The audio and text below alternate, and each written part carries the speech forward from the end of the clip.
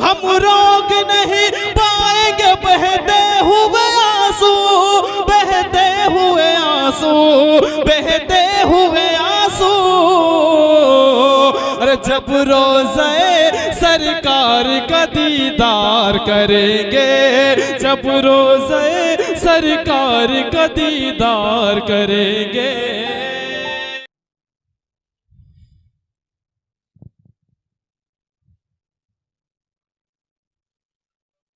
अस्सलामु अलैकुम वरहमतुल्लाहि वबरकातुहू।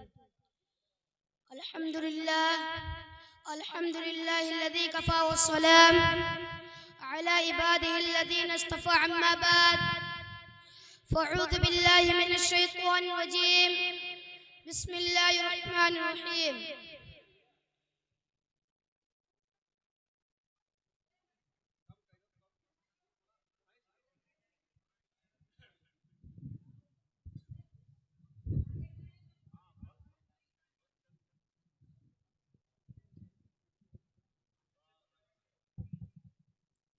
बिस्मिल्लाहिर्रहमानिर्रहीम।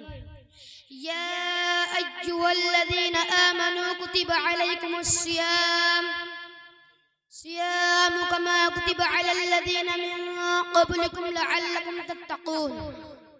मेरे प्यारे भाइयों और दोस्तों, अस्सलामु अलैकुम। मैंने आपके सामने कुरान मजीद की तिलावत का शर्फ हासिल किया है। जो कुछ पढ़ा है उसका मतलब यह है कि ए ईमान वालों, तुम पर रोज़े फर्ज किए गए हैं जैसे कि तुमसे पहले वाली उम्मतों पर फर्ज किए गए थे, ताकि तुम मुत्तकी बन जाओ। हर ईमान वाले पर जिस तरह नमाज, ज़कात और हज फर्ज है, उसी तरह अल्लाह तबारक व तआला ने रोजा भी फर्ज किया है। यह रोजा पूरे माह रमजान हर साल रखे जाते हैं। रोजा बहुत ही इबादत है। उस इबादत में बड़ी खैर और बरकत और भलाइयां पोशीदा हैं।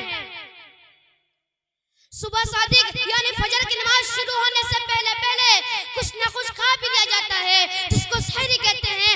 फजर की नमाज शुरू होने से पहले खाना पीना बंद कर दिया जाता है और पूरे दिन गुजारने के बाद मगरिब की अज़ान के वक्त दोबारा खाते पीते हैं, जिसको इफ्तार कहते हैं। इफ्तार के वक्त हर रोजेदार को बहुत खुशी होती है और उस वक्त बंदा जो भी दुआ करता है वो कबूल होती है।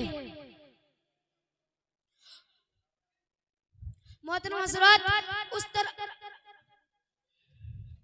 उस तरह रोजे में पूरे दिन खाने पीने से परहेज किया जाता है और उन तमाम कामों से बचने की भी कोशिश करता है जिनसे अल्लाह ने मना किया है, मतलब गीबत करना, झूठ बोलना, गुस्सा करना, गाली बकना वगैरह किस्म की बातों से रोजा नाक़िस हो जाता है। रोजा में सबक देता है कि हम हर वक्त अल्लाह के हुक्मों का ख्याल रखें और उसी के मुताबिक अमल करें। रोजा रखने वाला हर व्यक्ति ये सोचता है कि मैंने खाना पीना छोड़ दिया, क्योंकि उस वक्त मेरे पे हुक्म है। जब मैंने अल्लाह के हुक्म से खाना पीना छोड़ दिया तो मुझे वह काम भी छोड़ देना चाहिए जिसमें अल्लाह की नाराजगी छुपी हुई है। लिहाजा वो तमाम गुनाहों से बचने की भी कोशिश करता है। उसी का नाम तक़वा है। तक़वा की सियाफ पैदा करने के लिए रोजेदार को मुसलसल 1 महीने का मौका मिलता है। सही मानों में अगर रोजे का हक अदा किया जाए तो हर रोजेदार मुत्तकी और परहेजगार बन सकता है। मोहतरम दोस्तों, रमजान मुबारक के महीने में ही कुरान पाक नाज़िल हुआ, इसलिए उस माह में ज्यादा से ज्यादा कुरान पाक की तिलावत की जाती है। इशा की नमाज के बाद तरावी होती है, जिसमें रोजाना थोड़ा थोड़ा कुरान पाक पढ़ा जाता है। इस तरह पूरे महीने में कम से कम एक बार पूरा कुरान शरीफ सुनने को मिल जाता है। जब रमजान का आखिरी अशरा होता है, 21वीं रात शुरू होने से पहले पहले इतिकाफ की नियत करके मस्जिद में क़याम करता है और रात दिन इबादत में घुसाता है। ये इतिकाफ की सुन्नत है। ईद का चांद देखकर मस्जिद से बाहर आते हैं। पूरे माह रोजे रखने के बाद ईद का चांद दिखाई देता है, यानी और शव्वाल की पहली तारीख को ईद मनाई जाती है। उस दिन रोजा रखना हराम है, बल्कि खूब खाने पीने की इजाजत दी गई है। ईद मुसलमान का सबसे बड़ा त्योहार होता है।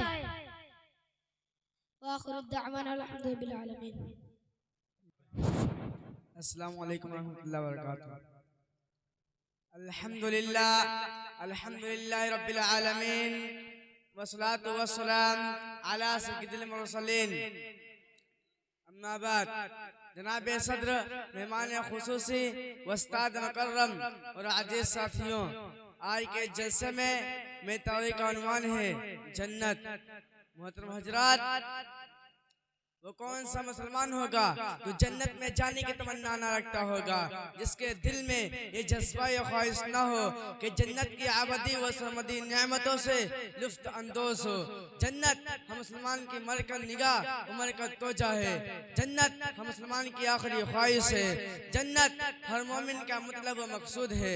आखिर जन्नत में वो क्या चीजें हैं कि मुसलमान हासिल करने के लिए बेचैन व बेताब रहता है। आइए आप हजरात के सामने मैं इसी मौजू पर मैं कुछ रोशनी डालता हूँ।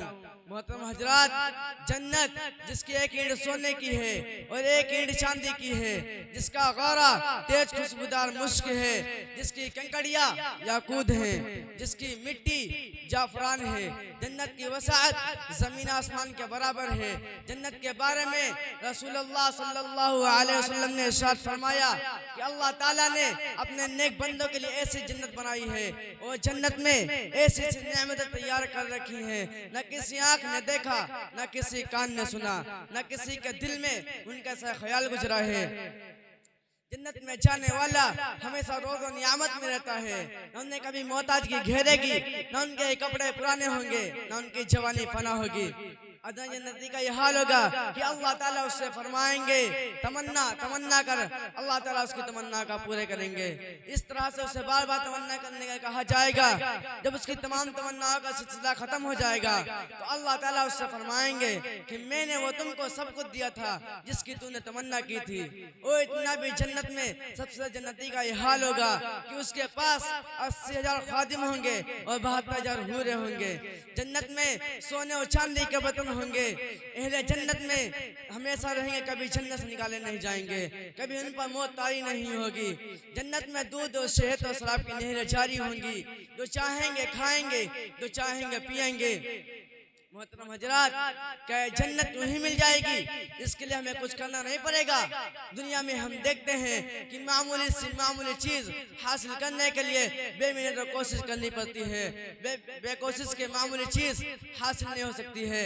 तो बताएं, ऐसी आराम जन्नत, इतनी में कराम जन्नत क्या यूं ही मिल जाएगी? मोहम्मद अदनान आए और अपनी तकरीर पेश करें। मोहम्मद अदनान, मोहम्मद मेहताब तैयार रहेंगे। मोहम्मद मेहताब। अस्सलामु अलैकुम व रहमतुल्लाहि व बरकातुहू। अल्हम्दुलिल्लाहिल्लज़ी कफ़ा वस्सलातु वस्सलाम अला रसूलिहिल मुस्तफ़ा अम्मा बअद। क़ाल रसूलुल्लाहि सल्लल्लाहु अलैहि वसल्लम फ़अऊज़ु बिल्लाहि मिनश शैतानिर रजीम। बिस्मिल्लाहिर रहमानिर रहीम। इन्नमल क़ुबूर रब्ज़तुन मिन रियादिल जन्नति औ हुफ़्रतुन मिन हुफ़्रिन नार।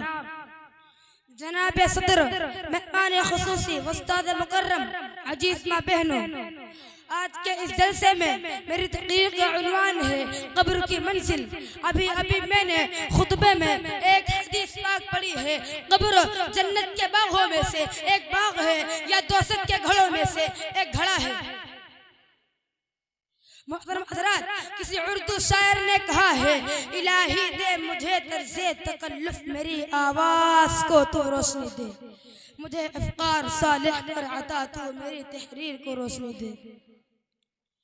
मोहतरम बुजुर्गों, दोस्तों, आखिरत की मंजिल में से सबसे पहली मंजिल कब्र है। अगर यह मंजिल आसानी से तय हो गई तो इसके बाद वाली मंजिल और भी ज्यादा आसान होगी। लेकिन अगर कब्र की मंजिल सख्त होगी तो इसके बाद वाली मंजिल और भी ज्यादा सख्त होगी। हज़रत उस्मान रज़ी अल्लाह तआला अन्हु जब किसी कब्र के पास खड़े होते तो इस कदर रोते थे कि दाढ़ी के बाल आंसुओं से तर हो जाते थे। लोगों ने उनसे कहा कि आपके सामने जन्नत और दोज़ख का तज़किरा होता है, जन्नत के सवाब और जहन्नम के आज़ाब के तज़किरे होते हैं, मगर आप इस पर इस कदर नहीं रोते जितना कब्र को देखकर रोते हैं। हज़रत उस्मान रज़ी अल्लाह तआला ने फरमाया कि रसूलुल्लाह सल्लल्लाहु अलैहि वसल्लम फरमाते हैं कब्र आखिरत की मंजिल में से सबसे पहले मंजिल है। अगर इससे निजात मिल गई तो इसके बाद वाली मंजिल इससे कहीं ज्यादा आसान होगी, लेकिन अगर इससे निजात ना मिली तो इसके बाद वाला मरहला इससे कहीं ज्यादा सख्त होगा। फिर हज़रत उस्मान रज़ी अल्लाह तआला ने फरमाया कि रसूलुल्लाह सल्लल्लाहु अलैहि वसल्लम फरमाते हैं मैंने कब्र से खौफनाक कोई मंजर नहीं देखा। आखिर दावा अल्हम्दुलिल्लाह रब्बिल आलमीन। माशाअल्लाह। मोहम्मद मेहताब आए अपनी तकरीर पेश करें।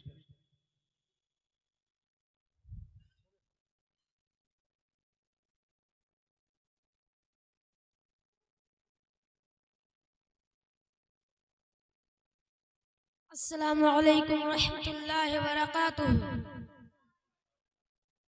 अल्हम्दुलिल्लाह रब्बिल आलमीन वस्सलातु वस्सलाम अला रसूलिहिल करीम अम्मा बाद। फ़क़द क़ाल अल्लाहु तबारक व तआला फ़िल क़ुरआनिल मजीद वल फ़ुरक़ानिल हमीद। अऊज़ु बिल्लाहि मिनश शैतानिर रजीम। बिस्मिल्लाहिर्रहमानिर्रहीम। क़ुल हुवल्लाहु अहद अल्लाहुस समद लम यलिद वलम यूलद वलम यकुल लहू कुफुवन अहद। मैंने अभी जिसे किसी ताउन की जरूरत नहीं वो सारे जहान से बेनियाज है। किसी का एहसान बंद नहीं वो जो चाहता करता है। उसे कोई रखने वाला नहीं। अगर उसे कोई रखने वाला होता तो दुनिया के अच्छे ढंग से निजाम नहीं चल पाते। अल्लाह ताला ने कुरान मजीद में इरशाद फरमाया लौ कान फीहिमा आलिहतुन इल्लल्लाह लफसदता। अगर दोनों में जमीन और आसमान में अल्लाह के अलावा और कोई माबूद होते दोनों टूट जाते। जब किसी मुल्क में दो बादशाह नहीं रह सकते, किसी भी इदारे में कई सदर हो सकते हैं। मोहतरम दोस्तों, हमारी बेवकार मजलिस कई सदर चुन ले तो हमारी मजलिस चल सकती है।